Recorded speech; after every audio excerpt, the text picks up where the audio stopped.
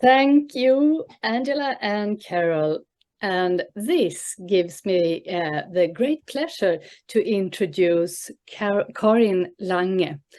Karin is based in Germany and is a member of the Zonta Club of Berlin. 1989, it was founded in District 27.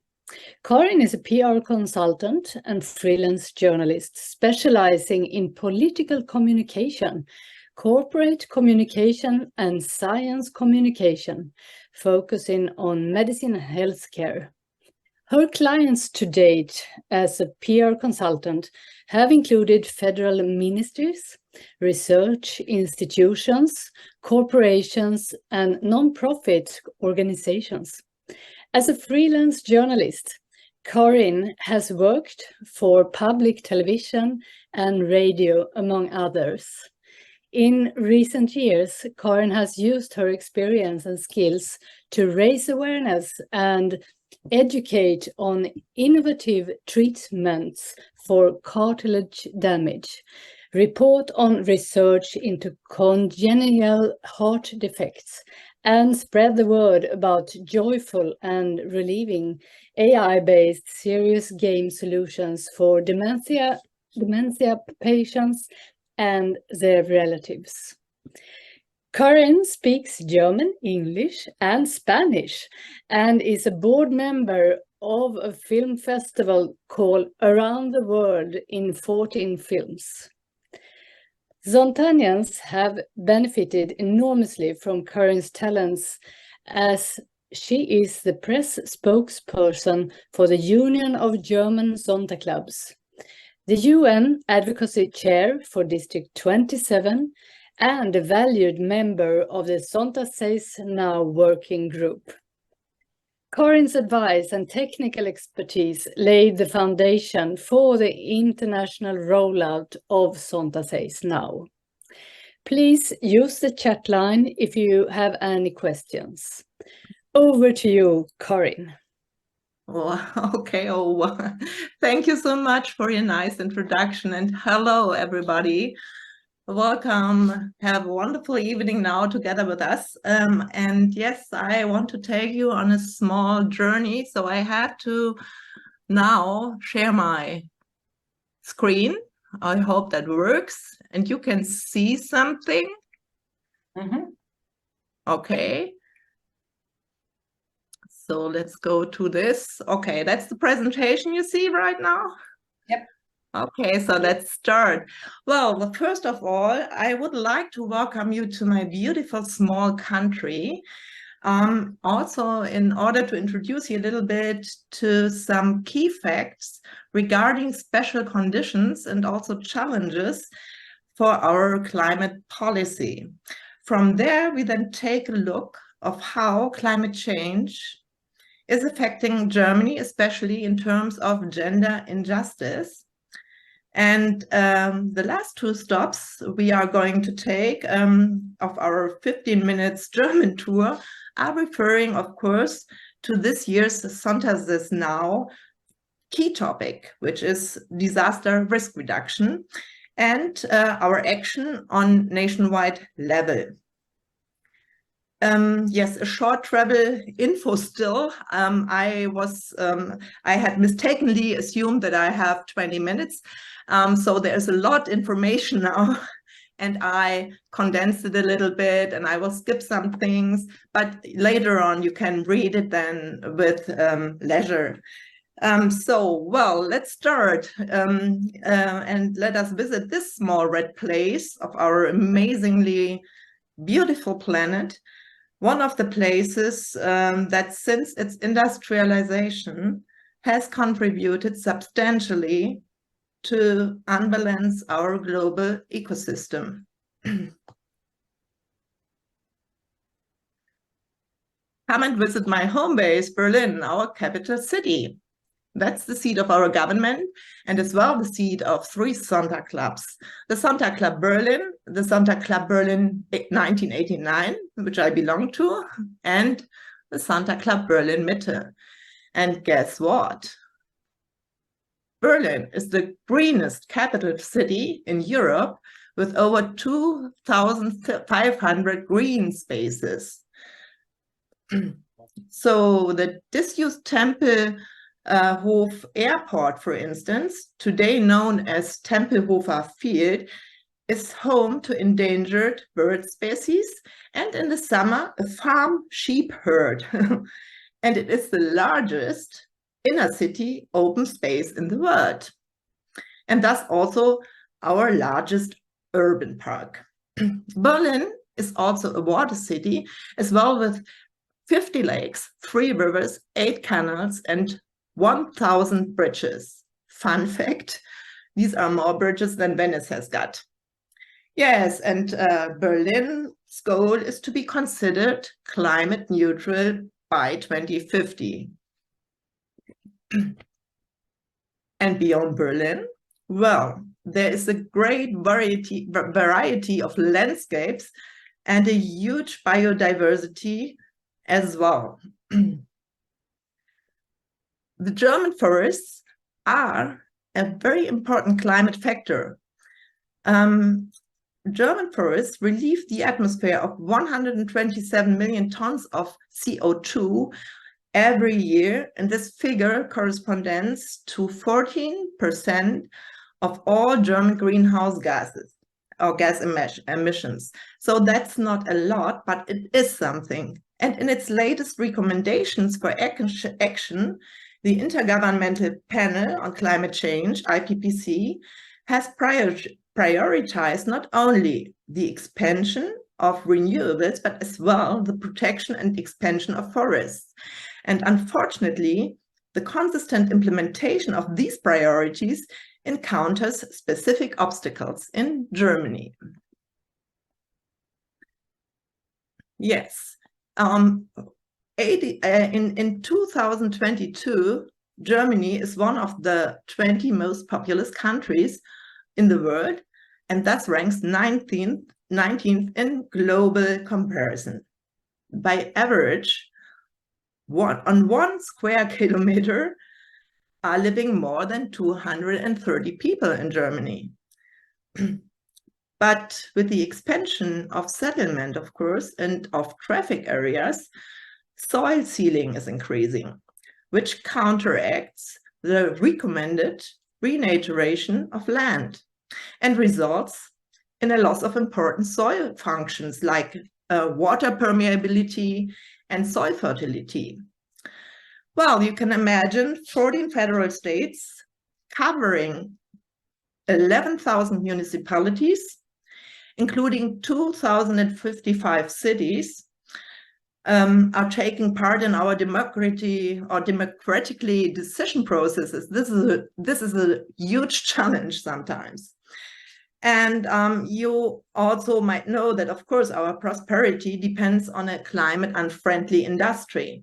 The automotive nation has missed the boat on climate-friendly innovations, and the phase-out of fossil fuels like coal, gas, and oil came too slowly and too late.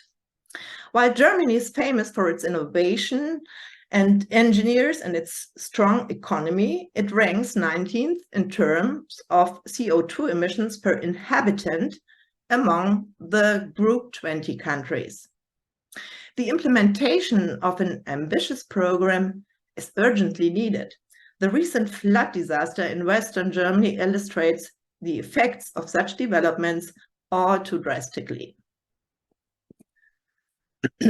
Yes, 2 years ago, 134 people died in this flood. And so we, for the first time, could make out that a lot more people recognized climate change as a phenomenon. It was a long time a little bit denied. Also in Germany, we already talked in our group about it, that this happens in many countries. It was a little bit ignored, and the increasing weather extremes caused by global warming were not taken seriously. Psychologically, perhaps, this is nothing to be surprised by. Our brains are trained to reserve all energies for emergencies. No action is taken before then. But at the latest, with this disaster and the consequences of the war against Ukraine, which had a huge impact on our energy supply, this has changed. And one topic is increasingly coming into focus: gender equal climate policy. Germany aims to become a climate neutral industrial nation by 2045. And for many people, this sounds very, very late. But on June 21, recently, the German cabinet submitted a departmental draft of a climate protection program. And a couple of weeks ago, Robert Habeck, who is our Federal Minister for Economic Affairs and Climate Protection and responsible for all climate policy in Germany, stated, in shaping climate policy in the future, all actors should pay more attention to the interaction of climate change and gender roles. Will we see a climate protection program that takes gender equal action? Yeah, we are really curious because, okay, on the one hand, good news, yes, we achieved to decrease a little bit our use of fossil energies, and we have got a lot of renewable energy in the use. But you see that it has risen until 41%. But on the other hand, we all know there's still a lot to do. And of course, they have to count on us as women. This is now a lot of text. Don't worry, you can read it afterwards. But I wanted to tell you that the German Women's Council had some recommendations. Actually, these recommendations were made by experts and by a lot of people who met in June within a great conference. And there are four very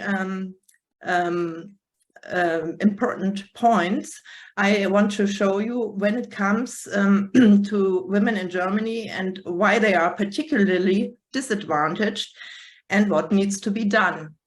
And so they are recommending, for instance, that we should establish a gender equal and social mobility. Why is that? Because we still are very car-centric. We still have a very car-centric transport policy, and that doesn't help many women. And then there are certain company car privileges we think that we probably don't need. So women are more in favor, and they need more space for pedestrians, cyclists, children, and people with disabilities in our country, which has a wonderful public transport as well, which has to be developed further. And another point is, and that's also a very crucial factor, that we need to build new structures for an ecological work and economy.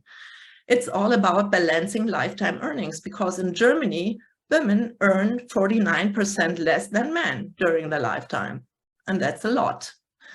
And the same goes to the topic of care work. Women, by average, care almost 1.5 hours more daily than men.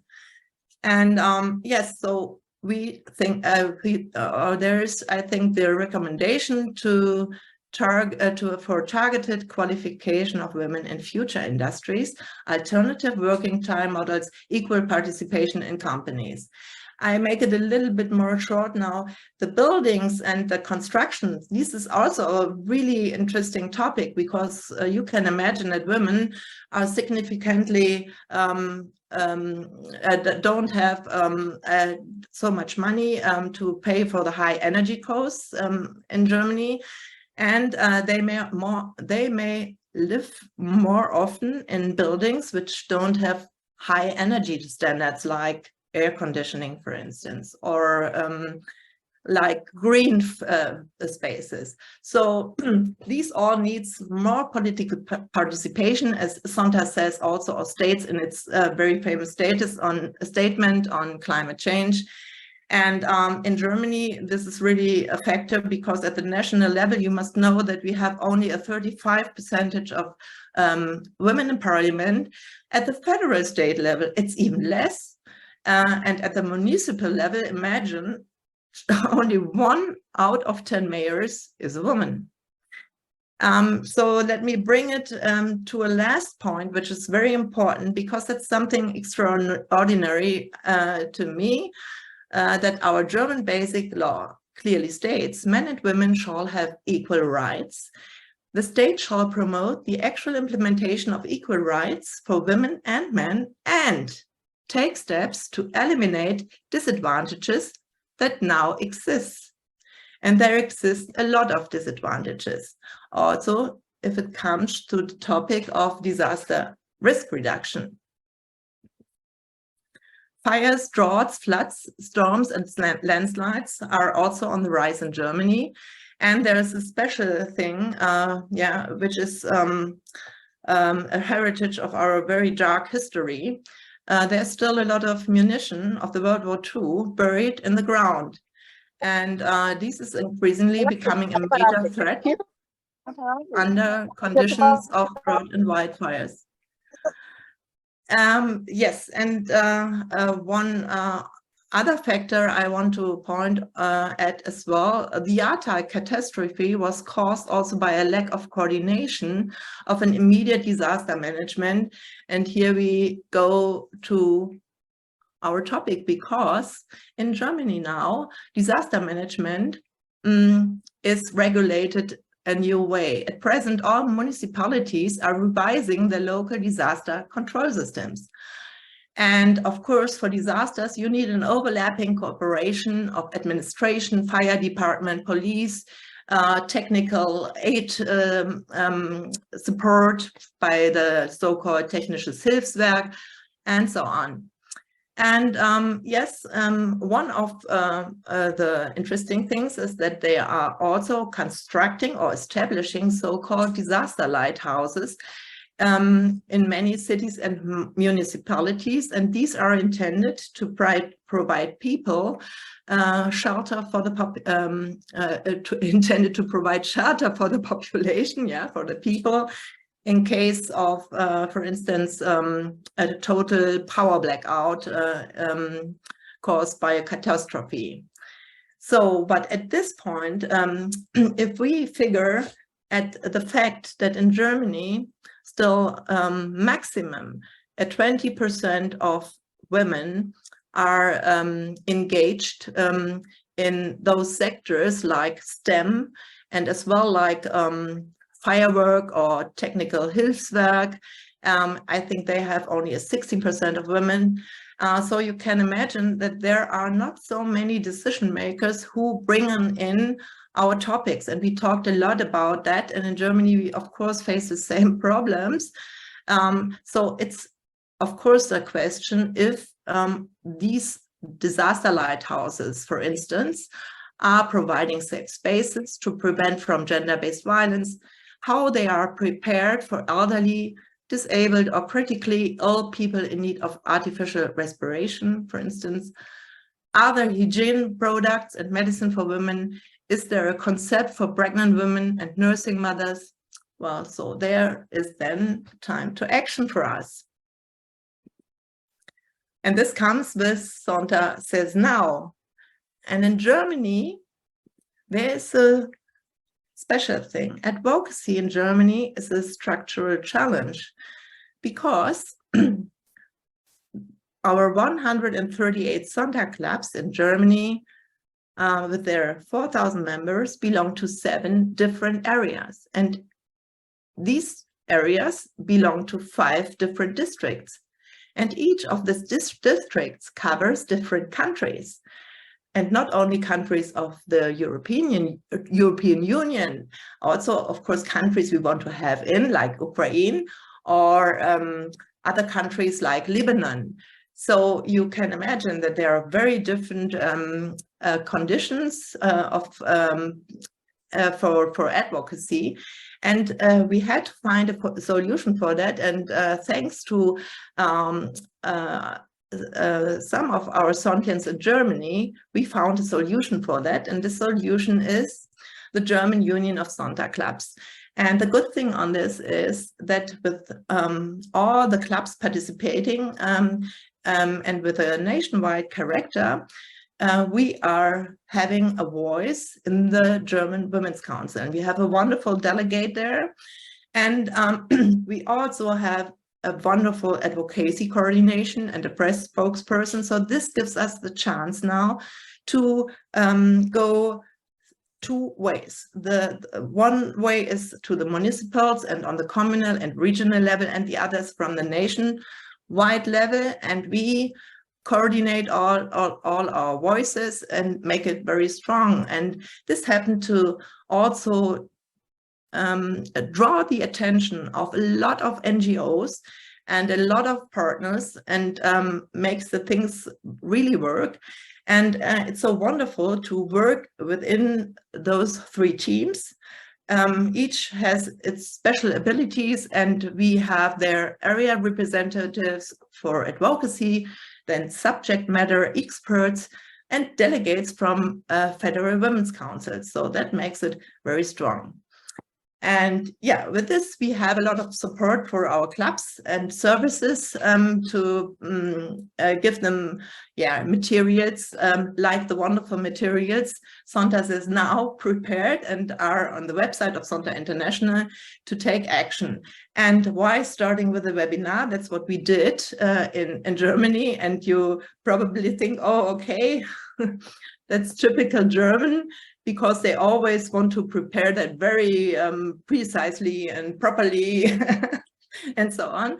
But I also have to say that our Zonta clubs in Germany are really very committed in terms of advocacy, and nearly all of them participate with a huge bunch of actions. And Zonta says no, and not only once in autumn, but the whole year through. And that's not the only action they take. They have lots of. And Zonta Says Now is a new kid on the block for everybody, which also sounds a little bit similar to Zonta Says No, so that at the beginning was a little bit confusing.